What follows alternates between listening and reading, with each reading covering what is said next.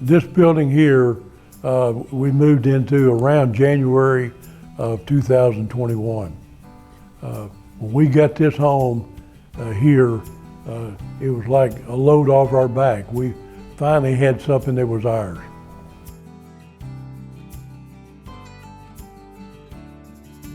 Vince F. Taylor, American Legion, Post 290.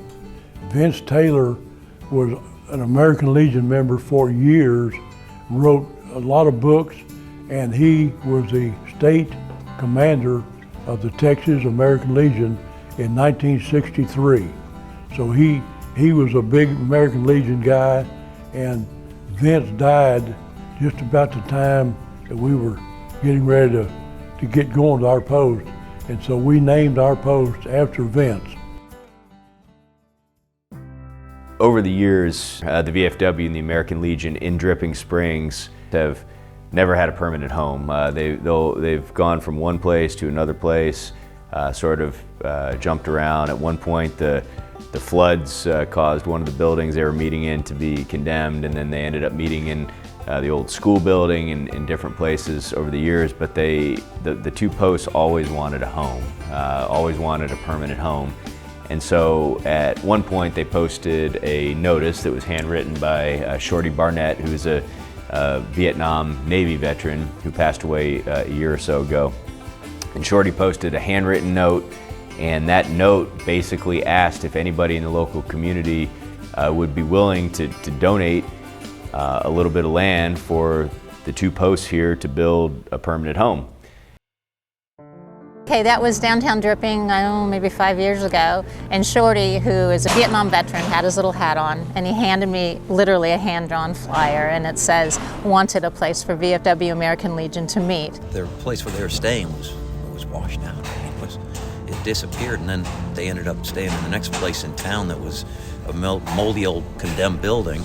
And then we see this piece of paper that says, basically, hell, help us, help us. We started asking around, and we were completely thrown because it was a lot of people that wanted to invest weren't sure with the dropping memberships, and it was just older guys. The younger guys weren't coming in. Is that going to be around? Is this something I want to invest in? So we were lucky to find Hank and Lissa Seal, who are wonderful contributing people to the community. And he said, well, are you willing to think bigger? And I was like, what does this mean? The Seals had a different take. They said, this is way too small. This could be big. This could be really important. This could be much bigger. And so that's when it really started exponentially just growing into this situation where then you started having people get involved that were in the military, who knew what was going on. And Catherine just started soaking it up. All these people just came together. And he goes, well, put some surveys out, see what it is that people will come together for these needs. And that's what we did. The survey went from Fort Hood down to San Antonio. We've done a couple actually.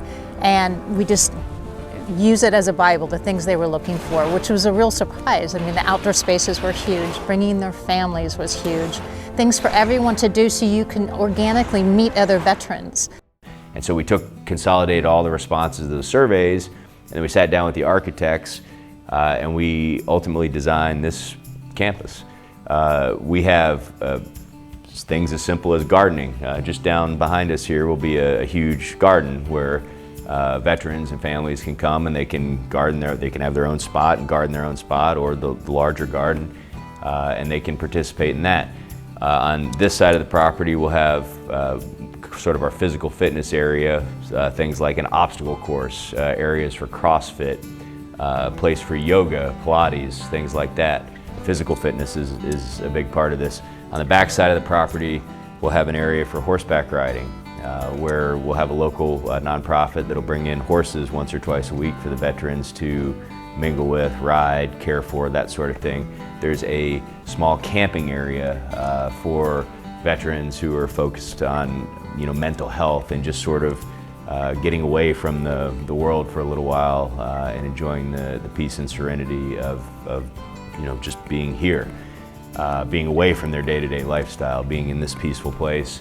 And then there's a mile or so, or a half-mile hiking trail that will weave throughout the property that will allow veterans to just go out and hike and enjoy nature. There'll be benches, there'll be places for veterans to reflect.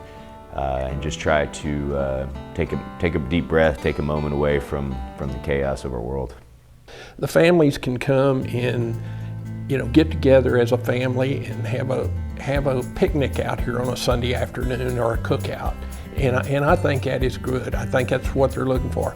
I think the day of the smoke-filled bar at the Vet Hall is going by the wayside. There's a great core of people that do a lot of work for this post, both posts. And we see that as like our foundation. And as we pull more members in, we want to expand what we do within these posts so that we can give people stuff to do because they want to be involved. We're all trying to do the same thing. And the three things that we're really trying to do is service to the community, service to veterans, and networking. That's really the premise of our being and why we're here, etc. This little meeting place is really for us, for our two posts, but the bigger vision, I think, is for veterans in Central Texas. And we want to be a part of that because it's going to give us an opportunity to serve veterans and not just have people, basically serving us. We want to be a part of making lives better for all veterans.